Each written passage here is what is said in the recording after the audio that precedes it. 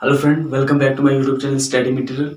Friends, आज हम start करने वाले हैं लैग्रेंज मीन वैल्यू थ्योरम के ऊपर। आज हम क्वेश्चंस निकालने वाले हैं। ठीक है, पहले वाली वीडियो में हमने रूल्स थ्योरम के ऊपर क्वेश्चन निकाल चुके हैं। जिन जिन ने वो वाली वीडियो नहीं देखी है, डिस्क्रिप्शन में जाए, आपको लिंक मिल जाएगा। और हाँ, आपको अगर लैग्रेंज मीन वैल्यू थ्योरम के क्वेश्चन समझने हैं, सबसे पहले आपको Lagrange mean value theorem statement with proof आपको देखना पड़ेगा। ठीक है, जाके डिस्क्रिप्शन में जाइए और आपको उसकी स्टेटमेंट विद प्रूफ वाली पूरी वीडियो मिल जाएगी। ठीक है, जाके उस लिंक के ऊपर क्लिक कीजिए और देखिए कि हमने लैग्रेंज मीन वैल्यू थ्योरम किस तरह से निकाली है। ठीक है, आज हम लैग्रेंज मीन वैल्यू थ्योरम के ऊपर क्वेश्चंस निकालने वाले हैं। ठीक है, वीडियो को स्टार्ट करने से पहले हमारे चैनल को सब्सक्राइब कर दीजिए, बेल आइकन को ऑल पर सेट कर दीजिए, ताकि हम जितने भी वीडियो बनाएं उनकी नोटिफिकेशन आप तक आराम के साथ पहुंच सके। और बने रहे मेरे चैनल के साथ, ताकि आप सबको जितने भी ग्रेजुएशन तक मैथमेटिक्स हैं उन सारों का सिलेबस आपको मेरे यूट्यूब चैनल पे मिल जाएगा। ठीक है, चलो करते हैं इसी बात पे वीडियो को स्टार्ट। ठीक है, मैंने यहाँ पे 3 पार्ट लिख के रखे हैं। इस बहुत सारे पार्ट्स हैं, लेकिन मैंने इसमें सिर्फ 3 पार्ट पे उठाए, क्योंकि ज्यादा ले लेंगे फिर वीडियो बहुत बड़ी बन जाएगी। ठीक है,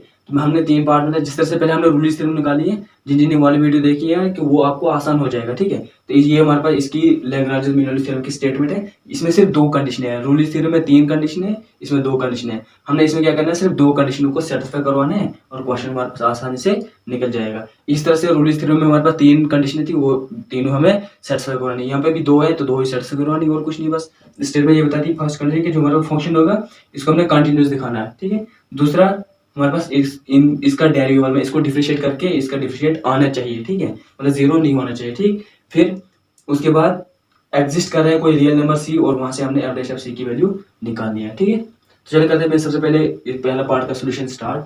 देखो, कुछ नहीं करना है, जो क्वेश्चन है उसको एज इट लिखो। लिखो वी हैव, लिखो क्वेश्चन को as it is.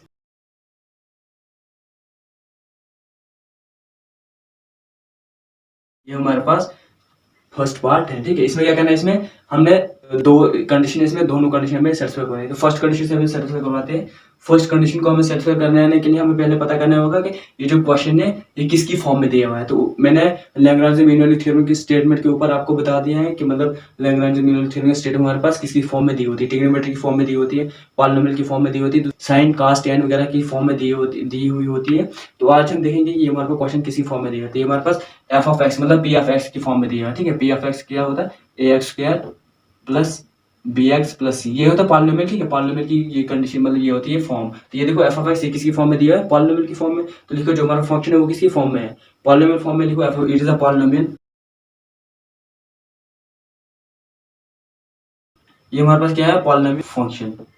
It is a polynomial function. ये हमारे पास क्या है, पॉलिनोमियल फंक्शन। और हम ये भी जानते हैं कि उस स्टेटमेंट में ये पता चला था कि मतलब जितने भी पॉलिनोमियल फंक्शन है वो सारे कंटिन्यूअस होते हैं, वो कभी डिसकंटिन्यूअस नहीं होते थे। इसको लिखेंगे every polynomial of function is continuous for every value of x. हर एक एक्स के लिए ये कंटिन्यूअस होता है, डिसकंटिन्यूअस कभी नहीं होता। लिखो एवरी,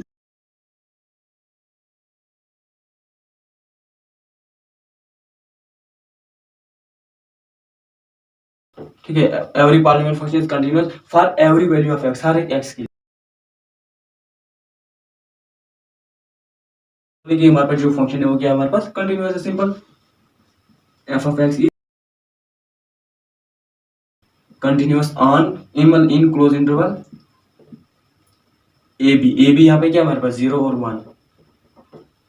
ए बी यहाँ पे हमारे पास 0 और 1, तो हम लिखेंगे 0 और 1। ठीक है, ये हमारे पास फर्स्ट कंडीशन सेटिस्फाई। इसी तरह से दूसरी कंडीशन दिखाओ।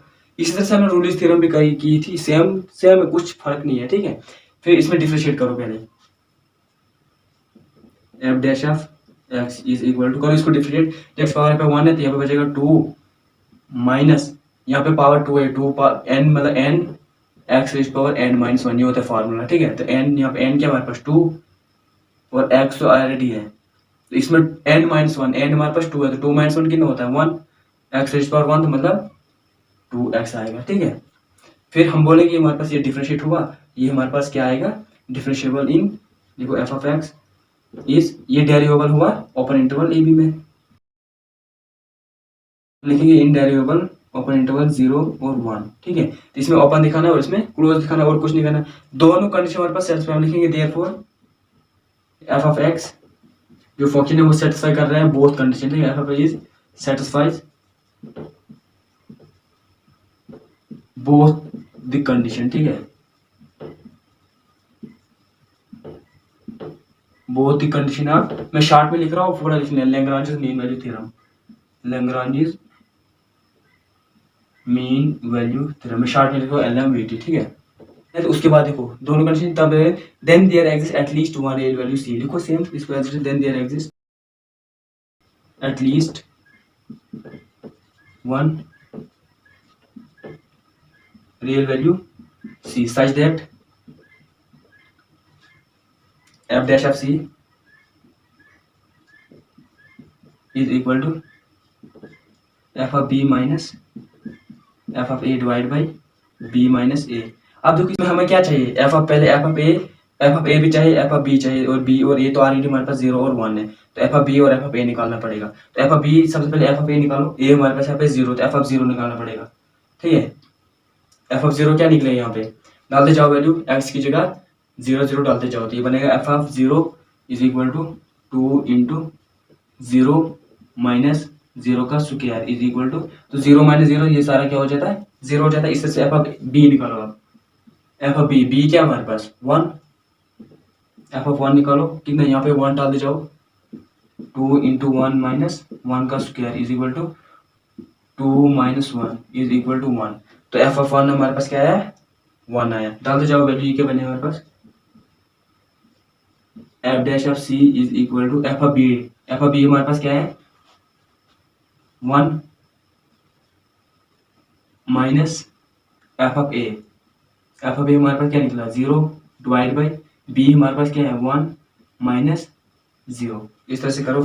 अब यहाँ से क्या निकालो, देखो f dash of c, तो f dash of यहाँ पे f dash of c अगर डालोगे तो ये हमारे पास ऑलरेडी निकाला हुआ है, इसको क्या करो f dash of c की जगह हमारे पास ये वाली वैल्यू डालो, ठीक है।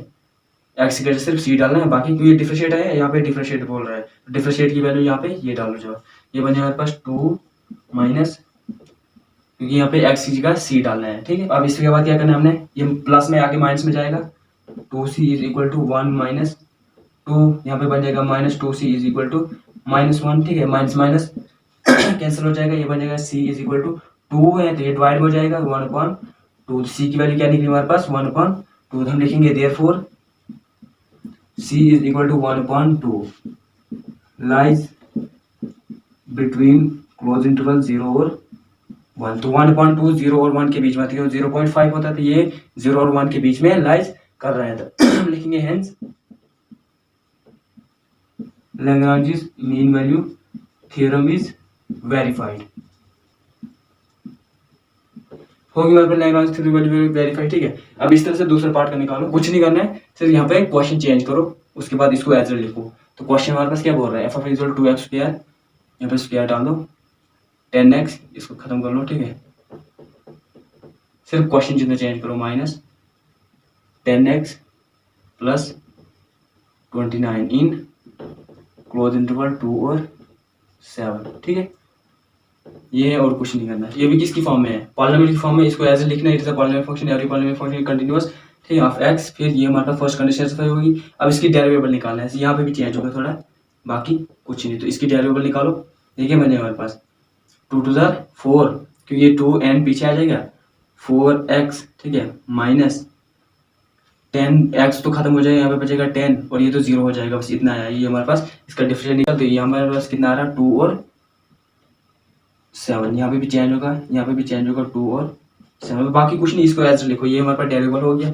फिर एफ वाइज ये दोनों कंडीशन हमारे पास सेटिस्फाई कर रही है किसी लैग्रेंज मीन वैल्यू थ्योरम की, तब तो हमारे पास एग्जिस्ट करेगा f डैश ऑफ c, ये एग्जिस्ट आएगा। यहाँ पे सिर्फ क्या करना है, एफ ऑफ ए और एफ ऑफ बी चेंज होगा, तो एफ ऑफ ए हमारे पास क्या निकालना है 2, ठीक है। अब क्या करना है, यहाँ पे 0 की खत्म कर लो और यहाँ पे x की वैल्यू डालो, ये हमारे पास 2 का स्क्वायर, क्योंकि x का स्क्वायर 2 का स्क्वायर, माइनस यहाँ पे फिर से 0 खत्म, ये बने हमारे पास 10 इंटू 2, ठीक है, प्लस 29, ठीक है। सिर्फ क्या हो रहा है, सिर्फ यहाँ पे एफ ऑफ ए और एफ ऑफ बी चेंज होगा, बस एफ ऑफ ए और एफ ऑफ बी। ये बनेगा 2 इंटू 2 का स्क्वायर इज इक्वल टू, ये इसको हल करो, ये बनेगा 2 का स्क्वायर कितना होता है 4, 4 2 जार 8 माइनस 10 2 जार 20 प्लस 29 इज इक्वल टू कितना बना, ये कितना निकला हमारे पास 17, ठीक है। अब इस तरह से यहाँ पे निकालो 2 7 का square minus 10 into 7 plus 29 is equal to, ये बनेगा 7 का 7 7 49, 49 2 98 minus 7 10 70 plus 29 is equal to कितना होता है, इसमें माइनस हो जाएगा, ये प्लस हो जाएगा, ये बनेगा 57। ये निकला हमारे पास एफ ऑफ बी। अब देखो, अब ये दोनों वैल्यू किसमें, इसमें पुट करो तो इसमें एफ डैश ऑफ सी भी है। एफ डैश ऑफ सी हमारे पास यहाँ पे गिवन है, क्योंकि एफ डैश ऑफ एक्स, तो एक्स की हमने सी डालना है बस, बाकी कुछ नहीं। एफ डैश ऑफ सी हमारे पास कितना है 4c माइनस 10, ये बनेगा 4c minus 10 is equal to f of b. F of b कितना निकला हमारे पास 57 माइनस एफ ऑफ ए कितना निकला हमारे पास 17 divide by b minus a. B कितना है हमारे पास 7 minus 2, 7 minus 2 is equal to, ये कितना बन जाएगा, इसको ऐसे लिखो 4c minus 10 is equal to, यहाँ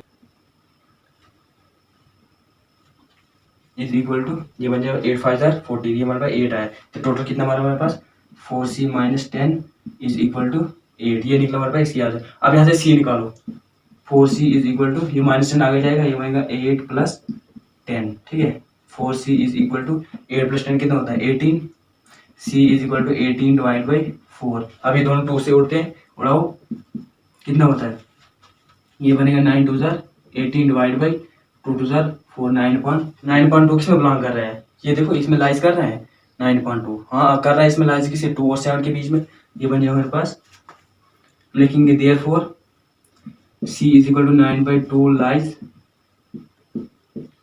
बिटवीन क्लोज इंटरवल 2 और 7। हम लिखेंगे हेंस जो रूल, जो लैग्रांजेस मीन वैल्यू थ्योरम है वो वेरीफाइड होगी, ठीक है, वेरीफाइड। तो इस तरह से तीसरा पार्ट भी निकालना है, इसमें कुछ नहीं करना, बस सिर्फ इसको ऐसे लिखना है, यहाँ पे डिफरेंशिएट चेंज होगा और कुछ नहीं, ठीक है, क्वेश्चन भी चेंज होगा, डिफरेंशिएशन भी चेंज होगा और ए और बी चेंज होगा, बस। फिर जब एफ ऑफ बी निकालोगे ये भी चेंज होगा, बाकी सब सेम है, एज इट इज कैलकुलेट ही करना और कुछ नहीं करना, ठीक है। ये थे आज हमारे पास 2-3 पार्ट किसके, लैग्रांज मीन वैल्यू थ्योरम के ऊपर, ठीक है।